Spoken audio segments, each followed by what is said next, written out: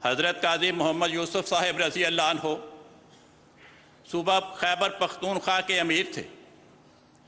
پشاور کے قصہ خانی بازار میں چلے جا رہے تھے، ایک احراری نے بالکل سامنے کھڑے ہو کر ان پہ پستول کا فائر کرنا چاہا،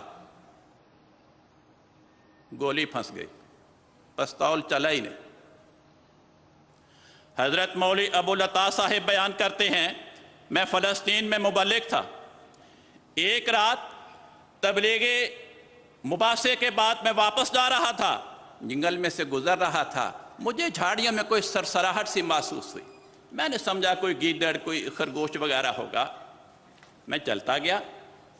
تھوڑی دیر کے بعد پیچھے ایک فائر کی آواز آئی، مجھے کچھ سمجھ نہ آئی کہ کس بات کی ہے۔ اگلے دن پتہ لگا کہ مولوی صاحب مخالفین نے آپ کو شہید کرنے کے لیے وہاں آدمی پگڈنڈی کے دونوں طرف بٹھا رکھے تھے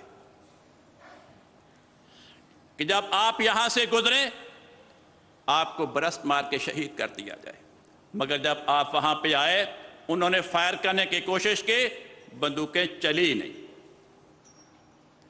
آپ وہاں سے گزر گئے، انہوں نے پھر بندوقوں کو چلانے کی کوشش کی تو بندوقیں چل پڑیں، وہ فائر کی یہ آواز تھی۔